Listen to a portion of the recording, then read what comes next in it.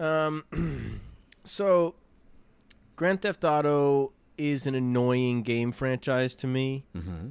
I think they're really well-made games, but it's like it shouldn't take you 9 years to make a game to where everybody's angry by the time it comes out. Mm-hmm. I think. Paging Elder Scrolls. Oh my gosh. Yeah. Oh yeah. Nobody's ever angry at Todd Howard. Paging Dr. Howard, Dr. Todd Howard right. to the ER, please.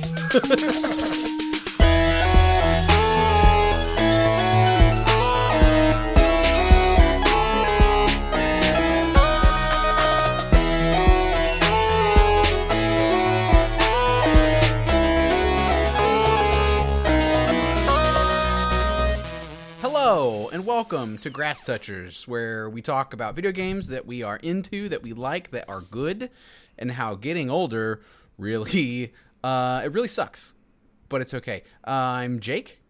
I'm Jared. And I'm Greg. Yeah, boy. Hey, boys, what have we been playing lately? What have I been playing? I've been playing the same things. I tried to play some Counter-Strike. I've been trying to play some Counter-Strike. Did you squeeze it in this week? A little bit. I had a game or two where I was like on. And there's that feeling where you're like, I'm back. I got it back. I'm as good as I used to be. Uh-huh. And then I tried to play like the night afterwards, and I was just getting my cheeks blown out again. Oh, man. But that game, you got to kind of get out of the bottom. The area at the bottom is very dicey. When you and I played, you explained that, and I'm familiar with it conceptually from other games, but it just seems magnified, in Counter-Strike, where because it's one of the oldest competitive FPSs that has a huge following, the bottom is further and the ceiling is taller, right? Like it's all just really wild. Anything else? Yeah. Any other new things? I'll tell you, I've been eyeballing a lot of games. You can bet your bippy I've been looking at a lot of games, and then I don't play them because I've just been too busy with work. But having a good time. Classic. Video games are video Grass games. toucher problems. Yeah. Playing a lot of Pong. Pong. Dude, anybody who's like, does that thing have Pong on it? Like your uncle. Thanksgiving. Yeah, thanks, Uncle Danny. Yeah, it's got like, Pong on it, dude. Yeah, for sure. And you know what I want. Miss Pac-Man, you know too. what I want to say. I'm going to save Jake the time of editing this out, but you know what I want to call that guy right now. Much appreciated. Dag, how about you, man? So Jake and I played PUBG the other night for like 4 hours or something. It was fun. We jumped right in the deep end. It was really great. It was my first time playing and really enjoyed it, which we'll talk about here in a little bit.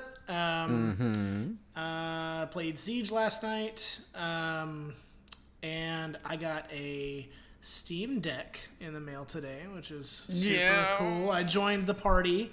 Yeah, dude. This is going to become a Steam Deck podcast almost exclusively. Yeah, probably. I haven't had much time to really crack into it. Sure. But I'm excited about that.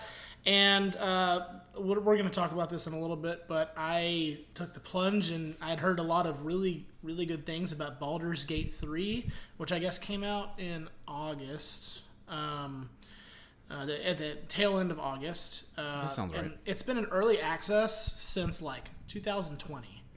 Like a partial. No, I didn't realize that. Yeah, like a partial version of the game has been in early access since 2020, and so, anyways, the full version came out in August, and I just love it. It was so much fun. Looking forward to playing more, and we'll talk about that in a little bit. But that's what I've been up to. Yeah, right on. Well, no real change for me. Just been grabbing the Steam Deck from time to time. I finished Mass Effect 1 and got into Mass Effect 2.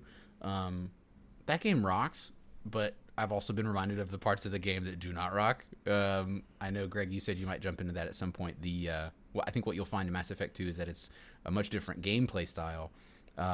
It's sort of a cover shooter, like Gears of War with superpowers kind of deal, which is very fun, right? That's a winning formula.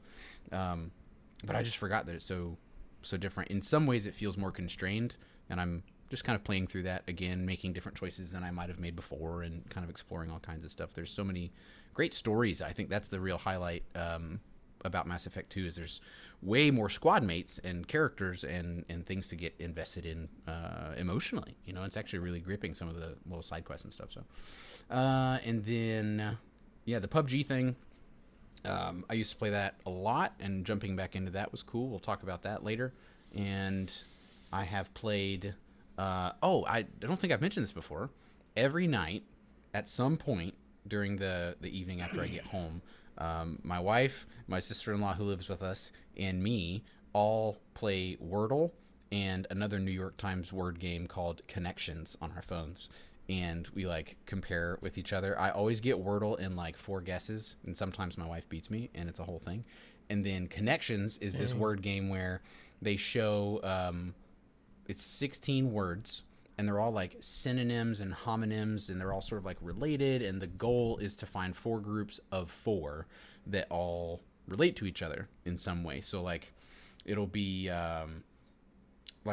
they're all from the same kind of theme, or they all have something that they're attached to. You got to check it out.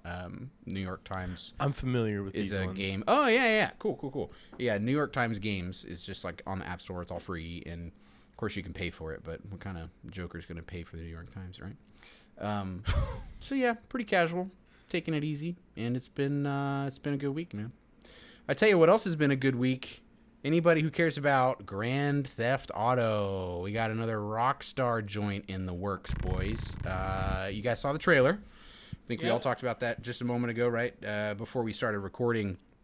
What are your thoughts on Grand Theft Auto, number 1, just as a franchise, number 2, the 6th major iteration coming out in what we now know is 2025? What are we thinking, boys? I got some thoughts. Excuse me. Also, thank you for everybody tuning in to listen to me clear my throat. That's really great. I really appreciate that. And now I'll have to leave that in, so you now. can, Me grunting. So, Grand Theft Auto is an annoying game franchise to me. Mm-hmm. I think they're really well-made games, but it's it shouldn't take you 9 years to make a game to where everybody's angry by the time it comes out. Mm-hmm. I think. Paging Elder Scrolls. Oh my gosh. Yeah. Nobody's ever angry at Todd Howard. Paging Dr. Howard, Dr. Todd Howard right. to the ER, please. It's amazing to see the extent that they have managed to suck GTA 5 dry. Dude, for real. They keep I'm going to do air quotes here. They keep releasing content for that game, and it's fascinating to me because every time I see some kind of an advert for it, I'm like, this looks like the exact same experience as the game I played on my Xbox One launch edition. Yeah. It's the same. It's the same. It's there's a new thing, there's a new car, there's a new cosmetic, there's a new heist, there's a new whatever, but... Is it new? That gameplay loop is the same, and the hacking situation I think was horrible at one time, and it is frustrating to me as we watch people generally younger than us, I hope, that are very, very prone to the microtransaction thing, right? Swipe mommy's credit card and buy 20 million. Right. What is it? Not V-Bucks, but GTA bucks. Turbo Shark credits or whatever. Whatever that is, yeah. And so cool. You can work your way to being a billionaire in GTA 5, and you and your pals can go knock over convenience stores all day, but I don't know, it's not ever been super appealing to me, but so have you played very many of the Grand Theft Auto games, Jared? I was not allowed to play until and thanks a lot, Hot Coffee Mod. I was definitely not allowed to play for a long time because it was the sex game. No, you're not allowed to play that. So Fox News is do you know where your children are, what they're doing? They call it, it's called Grand Theft Auto Hot Coffee. Are your children doing it tonight at 10? It's there's a whole game built around, it's not just that. Yeah. But that aside, we're witnessing the downfall of civilization here. Okay, folks, let me fill you in on what's really going on. It all started with Grand here. Theft Auto. It honestly, it might have started with Grand Theft Auto. Look at what's going on here. The game, they're going to keep broadening the scope of these games. Obviously, graphically, it's a massive up hike. It looks incredible. And I saw a little blurb today about like ex Rockstar dev says it's real. That's what the game looks like, and it's like cool. I mean, I guess I didn't really doubt that. Like at a certain point, graphically, games need to make another leap. Right. Like, it's been a long time, honestly, since we've seen a leap in graphics. Yeah, we're in a position. I've seen graphs of this kind of thing before. The uncanny valley like problem where we're not quite to the point that it's truly indistinguishable. When I watched the trailer, I thought some of the facial animations were excellent. But some of the lighting and the textures, I bet those will improve over time. That's that last year or so that they're going to take of giving it a final pass is what's going to make it really shine. Because right now it definitely looks like a freaking video game. It's just that there's parts where you question reality for a moment, like, hey, whoa, that looked really good just there, Yeah, when we're buying GTA 6 remastered 2029 edition for our Xbox X Series X, Y, X, One, Elite edition, right? It'll look different, but they're gonna keep broadening the scope of like pushing the boundaries of like games and like what that experience is, but it's going to be all in the wrong direction with these games. That's one of my biggest issues with these games. They're very cinematic and the storytelling is very good, I would say. Good. It's like really derivative. That's the other thing. People are like, GTA 5 is like the best game ever made. And it's like, I feel like I'm just playing a bunch of 90s movies that I've already watched. It's not like it's nuanced. Yes. It's just but watch a buddy cop movie. Right. Watch The Wire. Watch Boys in the Hood. The Wire. Right. First off, everyone needs to watch The Wire in general because that's an amazing show. But go on. Great show, dude. Yeah. Oh, no doubt. So there's I think you're absolutely right to key into the difference between the target audience for GTA and like the rest of the media that you could be consuming. If all you know is like Madden and NBA 2K69 and all you know is like love 2K69. If all you know is like those mega popular games that have a certain recycled kind of like dried out freaking reused and like you said derivative feel, then of course you think that's the greatest thing since sliced bread because you haven't seen The Wire, you haven't seen whatever. I think there's There's something you're missing out on, but it's not my job to coach you through how to consume media. Like whatever, do you, right? It's just media. Yeah. But like it's not the golden goose that everybody thinks it is. It's just that it makes a buttload of money and like what it's this monolith. It's huge. And I'm not trying to take away from Rockstar because they are great storytellers and they make great games that push the boundaries. They've pushed gaming forward for whatever that's worth. If that's like, I'm not going to sound like a gaming historian nerd where it's like, excuse me, those were groundbreaking. Right. It's like I don't care if it's but game recognized game, right? Like there's certain things where Red Dead. You listening to the Big Baller Player Game Recognized Game podcast, man. Yeah, that's us all day. You nailed it. Bad. Red Dead Redemption 2, I have a very special relationship to because that game came out around the same time that our second son was born. And when Benson arrived on the scene, I got to stay at home for 3 weeks straight and, take my turns. We were not getting enough sleep, and I would, stay up until 3 in the morning because I wanted my wife to get some sleep. And I would sit there with my newborn all cuddled up with me, and I would just, bloodshot eyes, oh, man, newborns are tough, huh? Oh, man, Red Dead's so great. Arthur, one more score or whatever. And it's it was great. It was great. And that game had certain things going for it.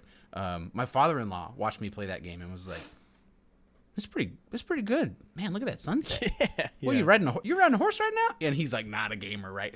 And he's like, man, that's really good. Oh, that's like a repeating rifle, like a Henry Leverett. Oh, man, that's really cool. And I'd be like, yeah, thanks, John. And then he would come over the next day when they were visiting because, like I said, Benson had arrived. He came over and my Xbox was not on. And he was like, you going to play any more of that game today, you think? Or he's like, well, he wants to watch me, play. So, yeah, exactly. I can recognize the impact that Rockstar has had. Their games are groundbreaking in the ways that they are. But I wonder if this will bring a breakthrough, or if it will bring thousands and thousands and thousands of teenagers to their mommy's wallets when they're not looking. Which is right. it? I don't know. Right, teenagers to their mommy's wallets, and just like thinking that it's a good game on for the wrong merits. Right. It's like the game is you're gonna be born breach in the game, like, and it's gonna like be like tap this series of buttons to like like flip around in your mother's womb. And you know what I mean? Like, it's stuff where it's like, did you play the beginning when you're born in the game? And it's like, I don't need to be born in the game. This is what I'm talking about. This is the fall of civilization, because all these teenagers or whatever are playing this game. They're sitting on their couch, and it's getting closer and closer to just like a life sim. And I know people are gonna crap on me for that. That sounds like such an old head take, but it's like, is this fun, or is this just like you living out your fantasy of driving a car into an old lady on the sidewalk? I don't understand. Of buying a house. Where I remember I played buying a house. I played GTA 5 online for just a little while with some pals of mine back in the day. I had it for PC, and never played on console. Actually, I just played on PC. But I played online with these guys, and they had played way freaking more than I had. Right? They had done some of the PvP stuff and the heists, and they had all this swag. And they're like, Jake, you got a house yet? And I was like, no, I have whatever you start with. I like just logged on for the first time, you guys. I have nothing. What do you mean? And you're like, oh, sweet, dude. We're going to give you like a bunch of money, and we're going to go run this mission, and then you can buy a house. And I was like, oh, okay, sure. Cool. Yeah, who cares? Cool. Let's whatever. You walk me through it. Because my goal when I'm joining other people who have been in progress for a long time is like, show me what I'm missing out on, and I will decide whether I want to do this again. Right? Like I'll give it a shot. And so we run a bunch of missions. I think it was over the course of a couple weeks. I played with them multiple nights, and then I had like a couple mil, and then I bought some house that was like in what I would only assume is some sort of version of Beverly Hills. Like, it was a nice house. Yeah. And I was like, okay, now what? And they're like, dude, isn't that sick? You see the house, dude? Yeah. Did you go to the mini bar yet? You see how there's a mini bar in your house, dude? And I was like, dog, I have an actual mini bar in my living room right now that I could walk into. Like, why? Right. I just don't think I'm the one. I'm not the audience for this game, I guess, because I don't need a Lambo. I don't need a ones and zeros Lambo in my ones and zeros house so that I can go run over the ones and zeros old lady and shoot at cops with my ones and zeros, Mac 10. Like, this isn't for me. I don't get it. Talk about the cash money big baller playboy podcast. I'm just saying, like these are people who are like, hey, I got all the cars on GTA. I have all of them. I bought all the houses, and then they like go to bed in their 1-bedroom apartment so that they can get up and go work at Texaco the next morning. It's like, what is going on? This is not good for you. Yeah. You're fantasizing being successful. And I wish I didn't know so many of the people that you're talking about, but like I do. And so, yeah. Right. Hey, sorry. That was no, I'm into it. This is what we're here for, the hot takes. Let's bring it. Let's be Grasstouchers about it. Let's shame children for liking the things they like. I'm into this. We should do that, dude, because they like dumb stuff. I know, right? Greg, what's your relationship to GTA and Rockstar, and like, what do you think about all this? So while it's fresh on my, I'm gonna get to that, but while it's fresh on my mind, talking about the buying the house in GTA, and like Jared talking about it being like a life sim, and what game I've never understood people's love for is Minecraft. And I don't want to go into this. I don't want to make this about Minecraft, although we could do an entire episode probably about that. But like, I'll have these kids come up to me and they're like, I played Minecraft for 11 hours last night. Yeah. And I'm like, cool, what'd you do? And they're like, I built a boat. And I'm like, so that took you 11 hours?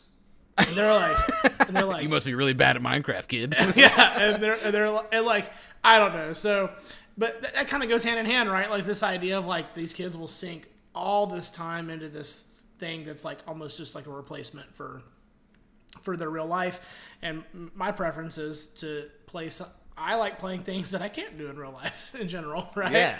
Yeah, for sure. But GTA, so the first GTA game I played was GTA 3, And because I'm a product of divorced parents, my parents were constantly trying to one up each other when I was a child. So I got to play GTA 3 as like an 11-year-old. It was awesome. Wow, yeah. I can't remember which one of my parents, but one of them was like no, and the other one was like, "Oh, Dad said no. Oh, let's go buy GTA 3." Right? Dad said no. You know what that means. Yeah, and so, I say yes. so I had GTA 3 on PlayStation 3, and some of my fondest memories as a teenager are playing Grand Theft Auto 3 with my little brother, and we would do like the classic GTA thing where you get to play until you die, and then you hand the controller over to your brother, right? The original couch co-op mode. Yes, exactly. And we would play, so much. And I love that game. And I think of actually a hot take of all the Grand Theft Auto. Actually, this is probably not a hot take. Probably a lot of people would agree with me. Of all the Grand Theft Auto games, I think the most revolutionary game was Grand Theft Auto 3. It was the first one that was fully 3D. And many of its conventions are still used 100% the same way in GTA 5. So I played Grand Theft Auto 3. I played Vice City. Beat both of those games. And loved both of them. I'm actually really excited for GTA 6 because it's apparently in Vice City again, in Miami, right? Right. And so that's exciting. I did not play GTA 4. My brother played and beat that game, played it a lot. And I've never really played GTA 5, although I think at one college party at the Tuba House or something, they were all playing in the living room, and I probably played That's for like so interesting that you remember that, 20 because I do too. Not that there's anything I wouldn't remember about college or anything, but I distinctly remember Melvin, shout out Melvin Holland, who I think is a lawyer now, freaking awesome. He and some other guys were like sitting on the couch playing Grand Theft Auto 5 and losing their minds at how fun it was. And I would, stand there and watch and be like, oh, cool. I was never allowed to play that as a kid, so I don't really, don't pass the controller to me. Like, I don't care, but that's cool. Because, yeah, it was this cultural moment. This is the thing. Every time, and I think this is what kids of a certain age don't fully recognize or appreciate because they literally weren't born when GTA 3 came out, right? When each Grand Theft Auto game, I would say from 3 onward, like comes out, it's this cultural moment. If you look at the YouTube comments on the trailer, it's gross how much people are like, I can't believe I'm sitting here typing a comment on the GTA 6 trailer right now. Right. This is incredible. I can't believe. And it's like, it's just another big thing in the world that's happening, and then you move on. Like, it's not a big deal. I think there's a real potential for one thing for it to be overhyped and then do a Starfield or do a Cyberpunk or do a whatever. I have a little more faith in Rockstar than that, but it's out there at on the fringes of possibility. And I think there's a super unhealthy like way that people are looking forward to it that seems like, dang dude, really? GTA, that's your one, that's like your franchise for real. And I guess it also has to do with, I have never understood the, grass cheddar to get a, SoundCloud rapper like mentality. That's super not me. So that's probably another thing I'm not the target audience for. But whatever, it's fine. People can enjoy the things they enjoy. I'm just still gonna tell them how wrong they are, right? Yeah. I think, like I said, I didn't really play GTA 5. I've probably played 30 collective minutes of GTA 5 in my entire life. My old roommate and one of my good friends, Lance, played that game until I don't think there was anything left to do anymore. Like, I think he had to have put like at least 1,000 hours into that game. And I would watch him play, and it was cool, but I just never would play. Right. But I think I'll probably play GTA 6, especially because I'll have a PC that can run it fully realized. Right. So that'll be pretty. I could see myself playing it like 3 years after it comes out, and the remastered SoundCloud Rapper edition comes out, and I can just like buy it for $20 or something. I can only imagine what in 2025 a fully realized AAA game is going to cost, $70, $80, God knows what else. The collector's editions. Anybody have any hot takes? What are the platinum Mega Gangster editions of the game going to include? Ready, set, go. Well, there's got to be a metal statue of some kind, right? I mean, Okay. the ultra, Tommy Vercetti collector's edition is going to probably include like a metal statue of some female character from the game that has big boobs. Okay. Okay. So I'm calling that right now. That's going to happen. The titular character, the main character, right? The main protagonist, I think, is female, right? So there's that. Yeah. Did you say titular? I did say titular. You That's are not such the right. a misogynist. Dude. I am. Yeah, I know what you're doing. I For those even used. listening and not seeing, Jake's he's winking at us. I right even now. used No, he's not. that word incorrectly, and I'm very ashamed of myself as 8th grade spelling bee champion and grammar Nazi and wordsmith. I'm very upset with myself right now.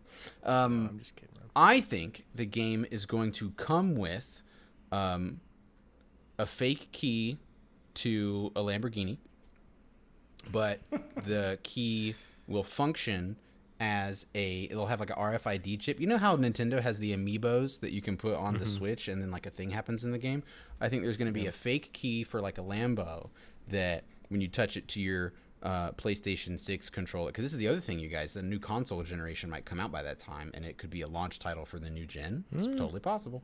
I think you can touch the key. There's going to be like a PlayStation edition, Mega Thug Gangster edition for the PlayStation 6, and it's going to be called like the PlayStation 666 edition, and it's going to have a fake key to a Lambo that has an RFID chip that when you touch it to the controller, you get an in-game item. Okay, and you can like start up your car in the game using this accessory, and it's going to come with. I think Greg's right about a statue, and I think the ultra rare version of the game, the Mega Thug Absolute Gangster Edition, is going to include an NFT.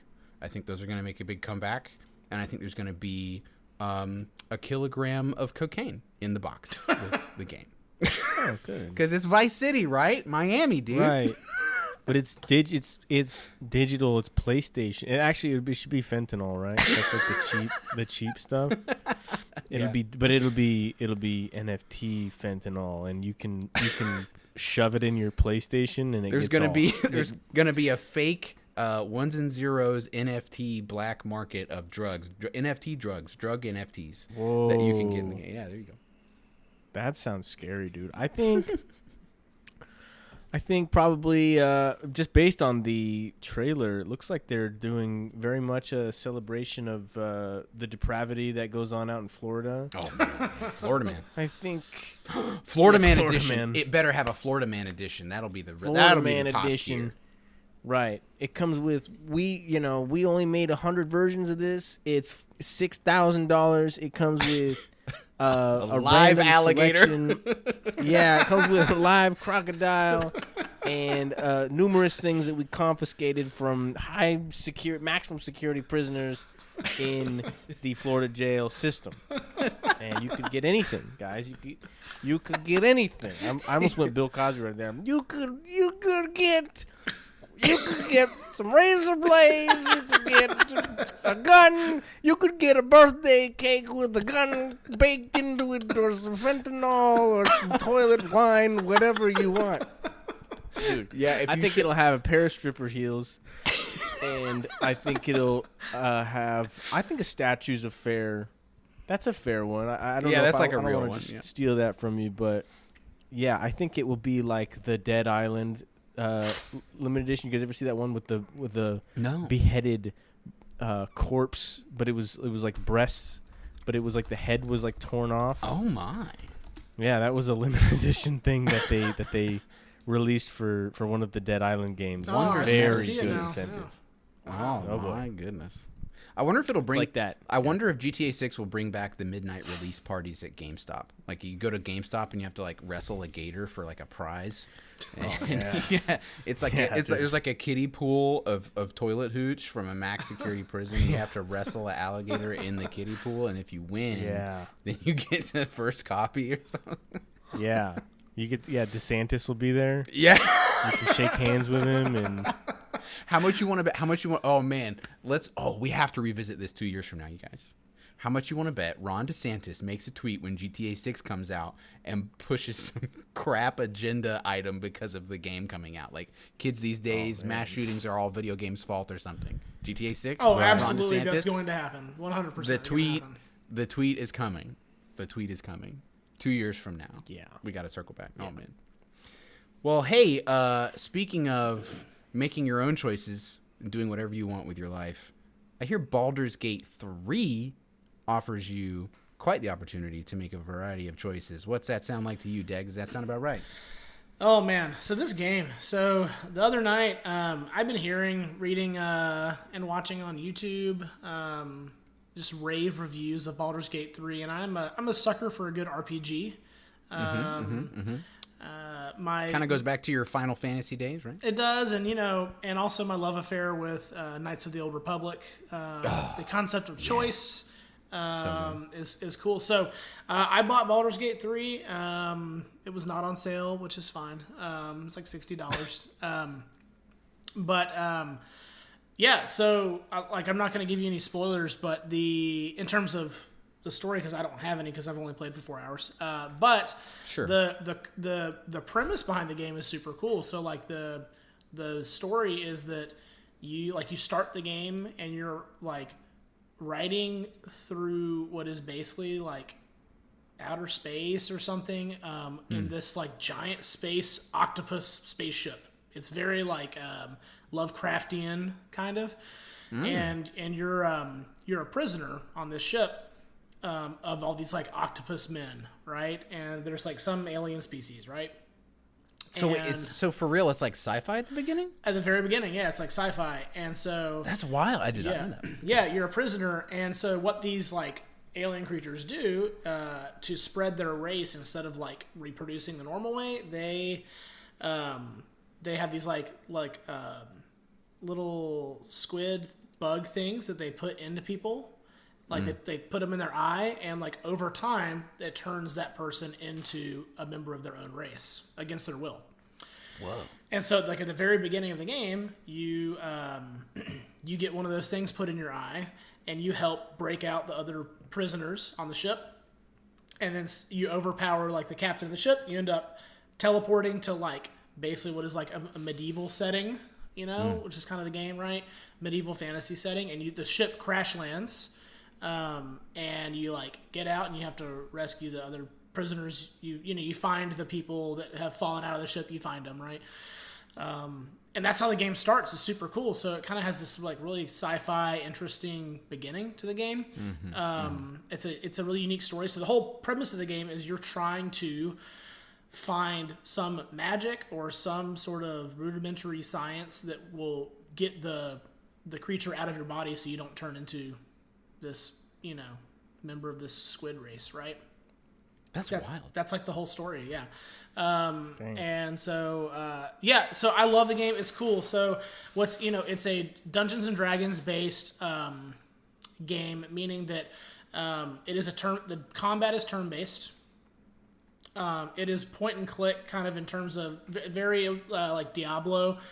In terms of how you move around the map, right? Like you can like click and your character will walk over. You don't use like WASD to move like normal. Actually, those keys are to turn the camera around your character. So it's like a top-down perspective, not like a third person behind the back or no. Yeah, it's kind of a top-down view, and the graphics are good. They're not knock your socks off, but it's a good-looking game. It's a very, very pretty, colorful game. It's a lot of cool stuff to look at. But the combat is fun. So it's turn-based combat. So like each character in your party has so much basically energy that they can expend in a given turn. Like walking in combat expends a certain amount of energy. So you can actually only walk so far, and then you have to end that character's turn, right? Swinging your sword or using a special skill or using magic or whatever also expends your energy, right? And so you kind of have to, the resource management of it is, the resource itself is the amount of energy you have in a turn, right?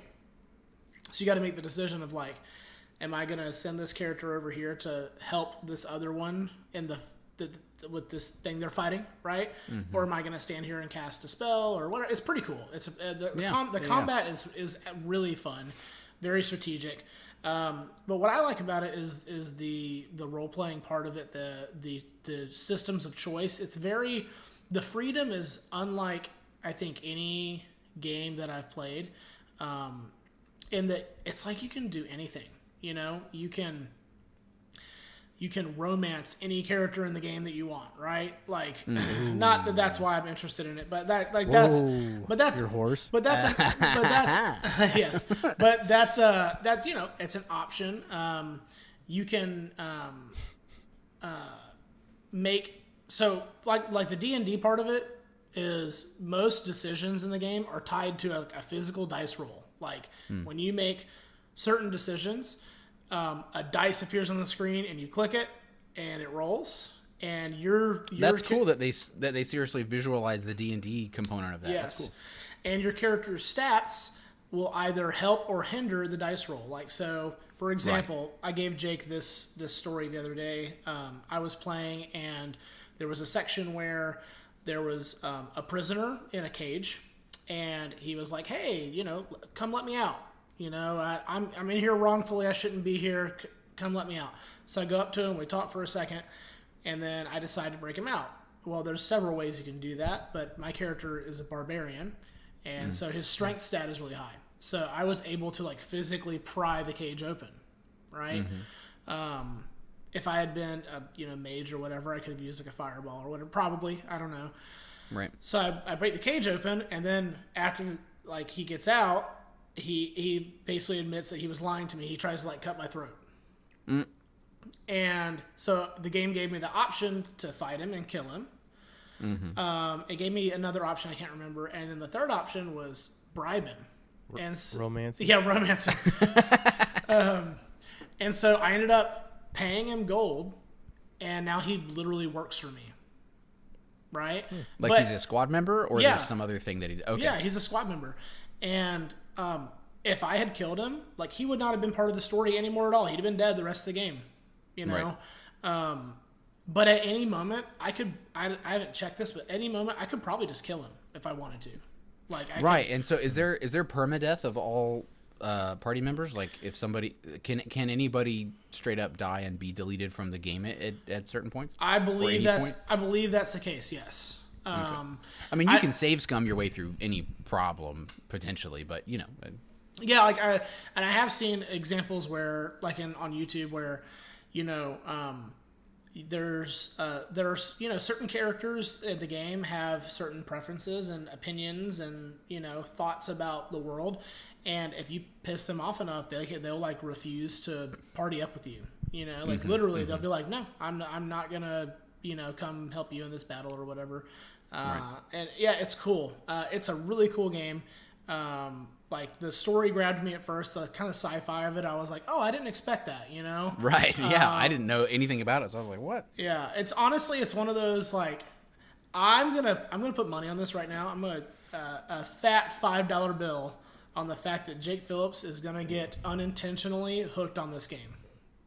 I don't know if I can even accept that bet, because I'm pretty sure you're right. But yeah, so here's my thing about choice games, and I say this as somebody who's currently replaying the Mass Effect trilogy, and it is a trilogy. Mass Effect Andromeda is not a real game. Yeah. There's a thing that BioWare does, and it happened in KOTOR, and it happened in Jade Empire, if you played that, and it happens in Mass Effect. Yeah, I played Jade Empire on my MacBook in college. Fun fact.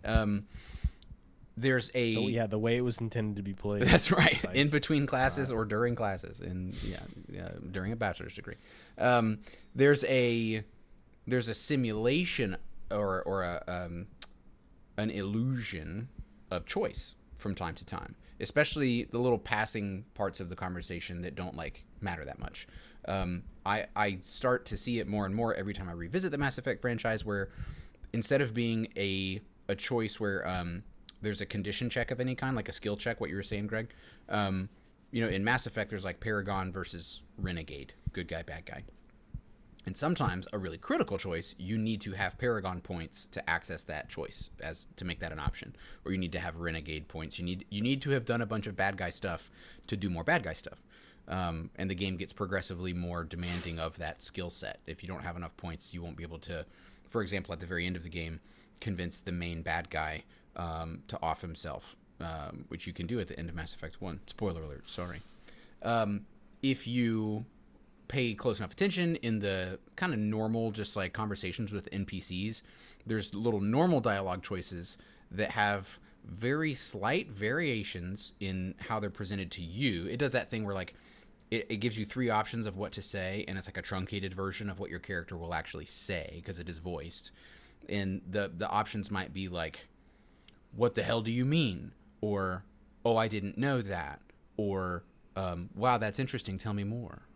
But no matter which one of those 3 things you choose, the voice line is the same. And he'll say, what do you mean? Like, that's the line. and so theoretically, because what they're presenting to you is a truncated version or a synopsis, they could make him say anything that could fit one of those 3 descriptors. And so with the right tone, like what he ends up saying with his voice matches whatever you said, but you don't know that unless you like save, watch the cutscene, reload that save, choose a different option, and find out he actually said the exact same thing. And so I hope that one day when I play Baldur's Gate 3, which I'm almost certain I will at one point, that won't be present, that it'll be like really, really clear, that it'll be like, oh man, if I played this, it would have been different. If I said this, it would have been different. And from what I can tell, I have a coworker that's super into that game. He told me something similar, right? Where it's like, dude, this game is wildly different from run to run, from character to character. The choices matter kind of more than other games. So I think that's really great, because we used to, whether it was KOTOR or Mass Effect or anything else, we used to really fetishize, like, carve your own path through the galaxy or decide what you want to do. And then you realize when you get to the end of the first or second or third game in a franchise, it didn't actually matter as much as you thought it would. So as long as it's done right, thanks, Fable. Yes, exactly. Right. Fable's a great example. Oh man, when it's done right, I love that mechanic, but hopefully it's done right. Peter Molyneux, you remember that guy? Yeah.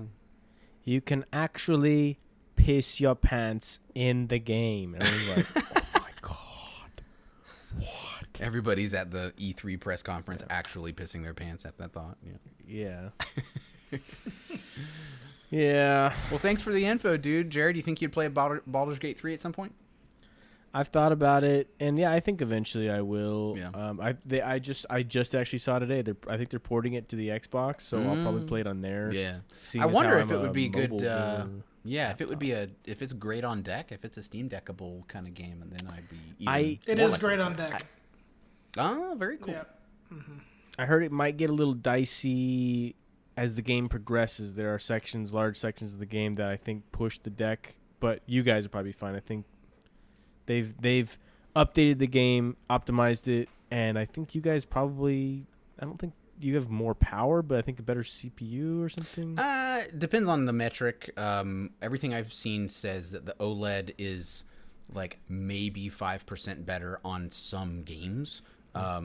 With BIOS updates or patches or software updates, that could get a little bit better, but it will be marginal because it is ultimately the same compute power, but it's on I think it's a 6 nanometer process chip, and so it's more power efficient.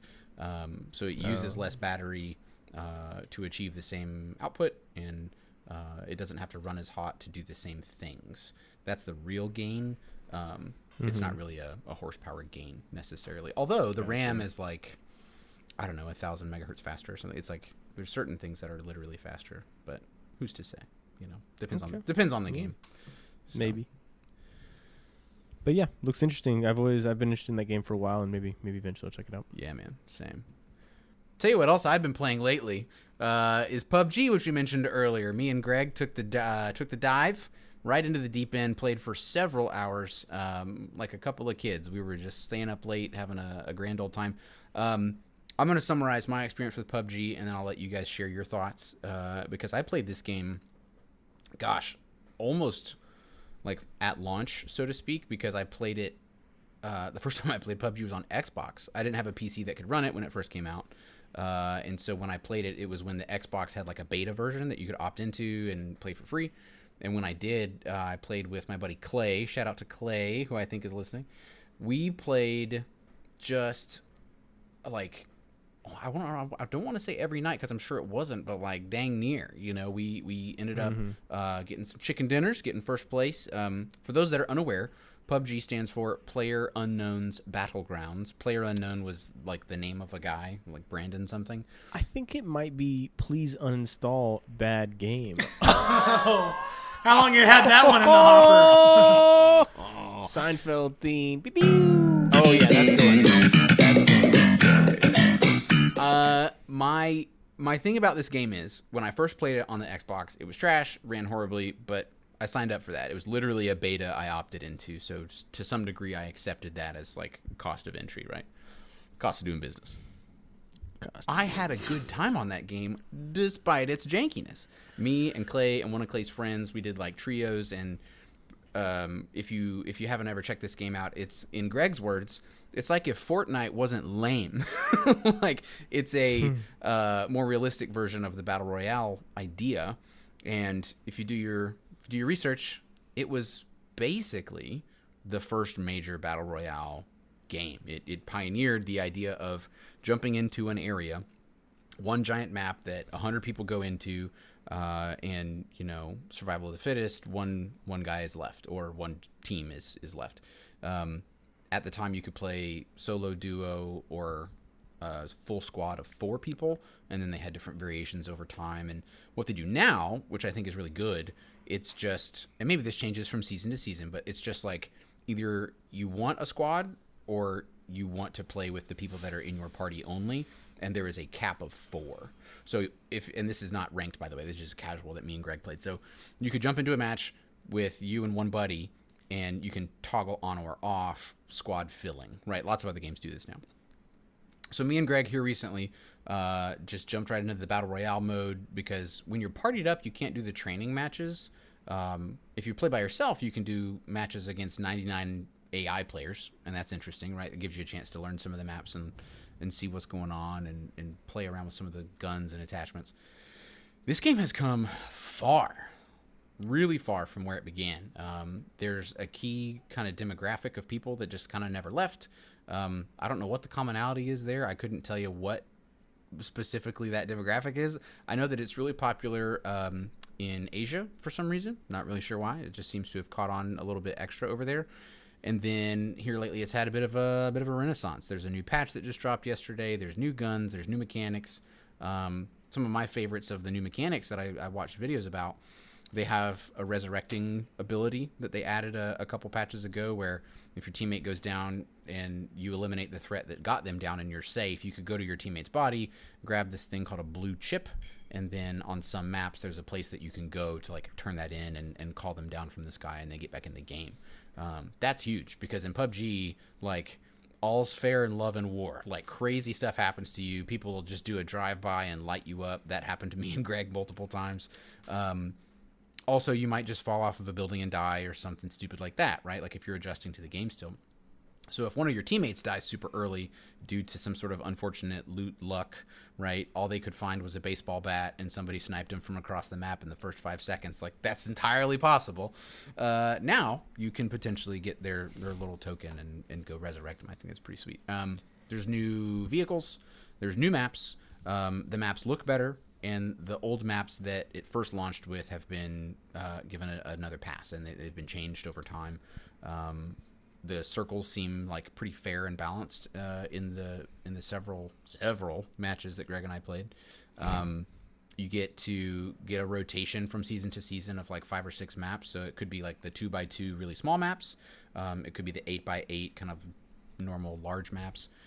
And I don't know, man. There's something about that game that the guns are just realistic enough and chunky enough, and the sound design is really great that like it's very enthralling. I find that it scratches my like Tarkov itch without being as intense and unforgiving as Tarkov. The third person perspective you could kind of love or hate. There's an option to play first person perspective. There's like separate servers for first person if you would prefer to do that, so that nobody's allowed to use third person. I kind of like third person because that's how the game originally launched. That's just how I think of PUBG. But yeah, a lot of fun. A lot of fun with this one. Greg and I did really pretty well considering. They add a certain number of AI players into the game, but we nevertheless did end up second place a couple times, third place a couple times. Like we lasted into the game pretty well. So, Greg, what would you say about PUBG? What were your takeaways after our little session there? And then I'll let Jared speak about it too, because he's got some experience with it. I enjoyed it. It was a lot of fun. I mean, we played for like 4 hours, which for those of you listening, this podcast is called Grasstouchers. Yeah. 4 hours straight for two 33-year-olds is a long time to play video games. It's unprecedented. We almost never do that. Yeah. And to be fair, in to your credit, we lasted a lot longer than I thought we would. You know, it was that engaging. Like, we didn't quit to like go play Siege or something. It really was that good. Yeah, it was fun. I like. I told you earlier that it was like if Fortnite were not so lame. I like the sound design is great. The guns sound and feel good. I like how desolate a lot of the maps feel. It's pretty cool. There are just several quality of life things about the game that like it's like you said, it's got enough of the Tarkov. It's got the parts of Tarkov that I like without any of the parts that I hate, which is a lot of them. Right. Like an example, something really simple, like when you pick up a scope, it automatically equips it to the gun you've got in your hand. Right. Whatever it's compatible with, it'll just snap right on there. Yeah, and you don't have to do anything. And so it's like, okay, cool. Of course I'll go out of my way to get this 6X scope. Jake, there's an 8X scope over here. Oh, thanks, Dag. I'll come pick it up. You know, like... Yeah. We found that happening a lot. I had a ton of fun. The vehicles are just overpowered enough that you want to get them, but they're not so overpowered that they can completely ruin your time if you're not in one. And there's some checks and balances. Like we found paragliders, but you got to have a fuel canister to use them. All the paragliders spawn in the world with 0 fuel. You have to have a fuel can. And there's vehicles that you might come across a vehicle that spawned into the world with only a quarter of a tank of gas, and you can't actually drive it until the end of the match doing drive-bys the whole time. Like you do have some strengths and weaknesses to negotiate there. And you can shoot out the tires really easily. We didn't have any success doing that, but if you shoot out a tire, the vehicle like spins out of control, you know, with the physics engine. So yeah, so I enjoyed it. I had a ton of fun. I foresee a lot more PUBG in my future with my old pal Jake and hopefully my pal Jared. So Jared, thoughts on PUBG? What do you remember about our time with PUBG, Jared? Let's hear it. Was this the game that PewDiePie said the N-word while he was playing it? Yes, it is. It is. Okay, yeah. There's a cultural touchstone for you. Yeah, it's gaming history. That's right. Okay, he broke new ground. Get with it. For us gamers. Innovating constantly. Gaming history guy. Yeah. Angry gaming history guy. Pong is not gay. That's right. It was the first game. It's important. All right. Nobody wants to play it, though. It sucks. I've re-downloaded the game, and I uninstalled Siege, not because I'm trying to be spiteful of you guys or of Ubisoft, who I do hate, but I just don't have enough room on my laptop SSD. Yeah, so yeah. I made the swap there, and we'll get some reps in. Yeah. And to be clear, I'm super down for that. As a trio, you know, our sort of go-to, like, hey, all of us happen to be free, let's go play something. At least in the short term, kind of pivoting away from Siege, I think would be fine. You know, I'm down for that. Yeah. PUBG. I want to play PUBG. Let's do it, dude. So what do you remember about? Remember, you and I had a stint with that game for a minute. What were your sort of takeaways? What were your frustrations at that time? The current state of the game at that time? It was a little clunky. I felt like it's weird because it was before I played a lot of Apex Legends. It was before I'd played a lot of Tarkov. It was before I've played a lot of the most frustrating games I've ever played in my entire life. So looking back, I'm kind of like, it probably wasn't that bad. Right. But it was the first time in my life that I would just like spend 15 minutes equipping this heavenly loadout where I'm like, oh, I cannot wait to just pull the cork out of this bad boy, and then I get sniped. I'm like, oh, it's over. Yeah. And that was a unique pain at the time, but I'm sure it's fine. I think you guys are a little nuts for going back to it, but I haven't played it yet. Maybe it freaking rocks. I don't know. Right, and I hope that I will be proven right when we play this as a group at some point. Whether that's I don't know, tonight, some other time. There's so many things that are different about the game. The loot alone. Me and Greg found a spot. You remember, Jared, how when we played this game, there was a map that had just come out, Sandhawk. It was like Vietnam kind of looking thing. There's a couple things that I noticed about the game immediately, and one of them was the loot tables. The way that they've arranged the loot, it is just lousy with loot everywhere. Like, there's certain things that are still hard to find, right? The best guns, either they're still in airdrops or they're very, very rare.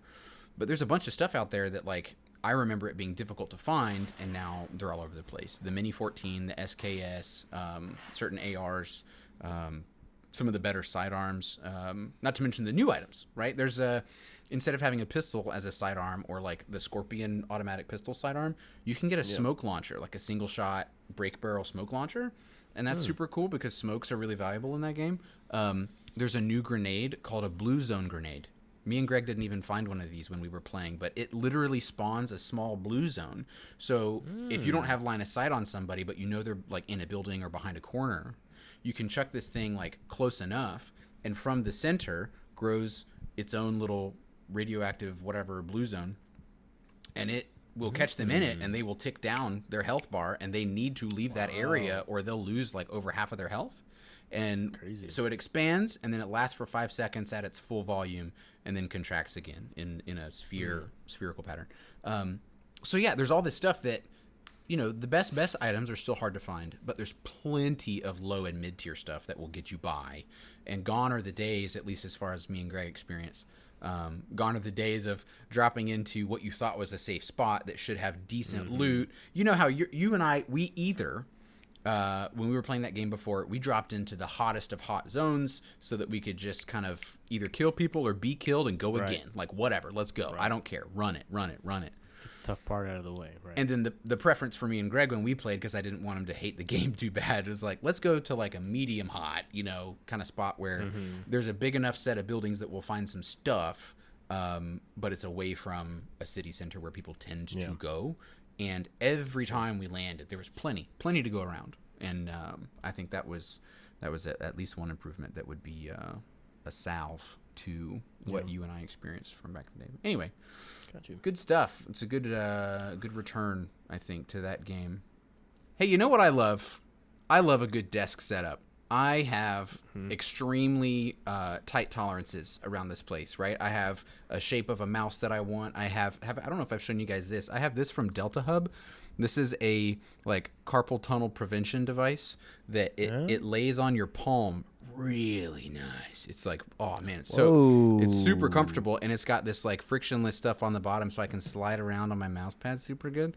I love a good desk setup. And Greg, I understand you bought some desk goodies. In fact, a desk. Tell me what you got. Tell me why you got it. What's up? Yeah, a desk. That's a hard one. That was some gentle comedy. My wife and I, my lovely, amazing, considerate wife, who is listening to the podcast, and so we're going to reiterate, right, Casey, you're a goddess, and we love you. You are the mother of my child. So, anyways. We decided as a couple to invest heavily into our office setup. My video's running right now, so listeners, you can't see, but there's a bunch of boxes and things on the floor and stuff in our office because we're redoing our office setup.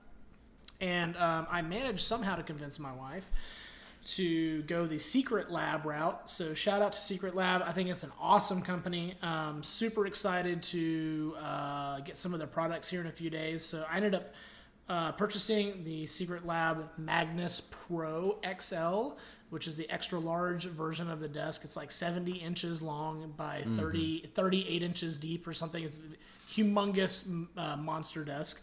Yeah, it's a powered sit stand, do it all platform. Yeah, which is, it's similar to like an Uplift. Uplift is another company that makes a powered desk, but it's a sit-to-stand desk with buttons so you can lift it and lower it, which I've always been interested in. I imagine I would really like standing, especially when I'm doing work and stuff like that in the office. But kind of the hook of it is, well, number one, that it's a powered electric desk, right? But that it's got a cable management tray in the back. It's basically got a tray that's like, 8 inches deep by 6 inches wide. And it's got a cover that goes over, like once you've got all your cables in the back, the cover folds down. And so you don't see like any cables ever, which is super cool. And also the entire desk is magnetic, so they have a bunch of accessories. They have a headphone hanger that magnetizes to the side of the desk, so you can put your gamer headphones on it. And we ended up going with they have a Secret Lab sells dual monitor arms, so it's like a one unit that's got two monitor arms that are super adjustable that sprout out from the center. So that's cool. They also, I'm really interested about this. They have what they call a premium PC mount. Jake and I were talking about this last night. Yeah, this thing. It's like it screws into one of the legs, and it basically lifts your tower, your desktop tower, off the ground. Which is great for not collecting as much dust in the tower, and enables you to do better cable management because you can route the cables up in through the sides of the legs of the desk. It's super cool. Yeah, you won't have any cables hardly at all touching the ground. And then the final, one of the biggest reasons I got it is that it's got inside the cable tray, it's got a power outlet that has a power cord that is wired inside of one of the legs. And so the only thing that plugs into the wall is the desk. Right. Yeah. And then you put your power strip inside the cable tray in the back, which is super cool. And so you don't see a power strip, you don't see any of that stuff. So anyways, we got that, and we also bought a Secret Lab chair, office chair, gamer chair. Nice. And in both of those things, that Secret Lab has a whole bunch of color configurations and all sorts of, they have like a cyberpunk edition, which actually looks really cool, but I would never be able to convince my wife to have a cyberpunk themed chair or desk. Yeah, just pick a flat color and go with it. So we ended up going with like the flat black desk, and then the black leather chair. They both look super cool. And anyways, all that stuff is supposed to be here tomorrow. Shout out to Secret Lab. The shipping was extremely fast. We placed the order on Monday night, and it's going to be here tomorrow, like 3 days for all that stuff. Yeah, that's and shipping was $3. It's $3 for shipping. I mean, it's like, what's even the point of charging me $3? I mean, I'll do it, but yeah. I mean, and that's stamps cost more than that. Yeah. And so, and I think a lot of that was due to, just the price. It is expensive, so those of you out there that are looking for office solutions, there are cheaper alternatives than Secret Lab that are still very nice. Secret Lab, this is some IKEA. This is some big boy job, 33-year-old grass touching stuff here. So this is for the big boys. Yes, absolutely. The big boy. So yeah, Nice, I'm super excited about that and looking forward to all that. And I will certainly do show Jake and Jared some videos. Yeah, I can't wait for it stuff the setup. Like I said, I'm super into just kind of maximize. I work in IT, right, and so maximizing your desk space and making room so that whether I'm meeting with a customer or whether I'm in like headphones on, get the work done mode, or sitting, standing. Like at my office, I have a lot of options, and I kind of had to settle on a setup, and making that work for you and not against you is like, it's a subtle art, you know, and you just have to learn what your preferences are, what your style is, and when you figure out what works best for you, setting it up to be that way is so gratifying because you feel like you can get work done. Or if you're relaxing and playing video games, you feel like you have a better time because your back doesn't hurt because you've got a great chair, or you've got, you know, everything set up just how you like it. Jared, you got anything like that, dude? I know you're quite the mobile gamist, laptop and Steam Deck and all that kind of stuff. Do you have any sort of like, I got to have this sitting next to me at my desk in order to feel like it's my desk, or what are you rocking? Absolutely nothing. I actually don't even own a desk right now. I'm between official living situations right now. I'm living with a family member, and I'm very thankful for that. Right now, I play. Check out you guys. Hey, if you guys like listening to Greg's cool top secret setup, wait till you hear about mine. First thing you're gonna need is a shoebox from Asics. And you're going to want to put that in between your legs while you're sitting on your bed. You're going to want to throw your comforter and any pillows you have behind your back, lean against the wall, and sit kind of like almost cross-legged, like almost like you're straddling the shoebox. And then you're going to get a large Razer mouse pad that you bought back in 2012, put it next to you, and you're going to play on your bed. Yeah. And that's my setup. That's so sick. Greg's light years ahead of me, and if he doesn't carry us in PUBG with that sick gamer setup, then he's in big trouble. That's right. I got excuses over here. Jared's over here gaming on a budget, destroying. Yeah, on I want to bed. get a desk. Yeah. Hey, Salvation Army. I was gonna say, let's go. We'll get a Patreon one day, right? And we'll get that'll be the first thing we fund. Go fund me for just a regular desk. Just a normal friggin' desk. Yeah. Well, that's sweet, dude. Like I said, I've got lots of little gadgets. This is one of them, like I said, for my mouse from Delta Hub, deltahub.io. I also transitioned a little while ago to using a Razer gamepad, the, what is this thing called? Tartarus. I use this instead of my keyboard for gaming it up. It's got a switcher where you can set up different profiles for different games. So, like, this is like Siege, WASD type games. Oh, my And gosh. that's Star Citizen when I'm on foot. That's Star Citizen when I'm in a spacecraft, and that is BattleBit when I play BattleBit for a little bit. I'd set up something a little different. So, oh my gosh. It'll dynamically change when you go into Razer Synapse. You can switch out different profiles for different games, so you can map each of the keys to be a different thing. I also just have. How did you get your keyboard to have sex with a Tesla and make that thing? Isn't it so sick, dude? A behemoth, dude. It's What the awesome. heck It's is really that? great. And this Crazy. This D-pad thing is actually 8-way. It's an 8-way hat. There's a little thing that goes into this little plus insert. You can put a stick in there, so it's actually a stick. If you want it to be an 8-way hat, you can do that, or you can just make it 4-way, which is what I do. It's got an additional scroll wheel. That's really sick as far as gaming it up on the desk. Some Bond villain. Yeah. You ready for my ultimate work from home not to be missed accessory, you guys? If you drink warm beverages, okay, of any kind, and you think to yourself, man, this was so, but you know how when you have any kind of warm beverage, it's too hot at first generally, and then it gets like a perfect temperature, and then you want to just lap it up right then because it's perfect, coffee, tea, hot chocolate, whatever, and then it gets a little bit less warm, and now it's lukewarm, and now it might even be cold, and it's like, man, I don't want to heat this. And it's too cold to give yourself the colonic, and it's like, oh my gosh, this won't even feel good anymore when I put it up my right. And so what you need to do is buy an Ember smart mug and program on your phone for this to maintain a perfect temperature of 126 degrees, and then your coffee will always be the perfect temperature. It is very nice. So I got this as a birthday gift like a couple years ago, and it's the silliest, most unnecessary thing on my desk, but it rocks, dude. When I have like a pot of coffee and I have a thermos, that I can put coffee in, it'll stay warm for a while.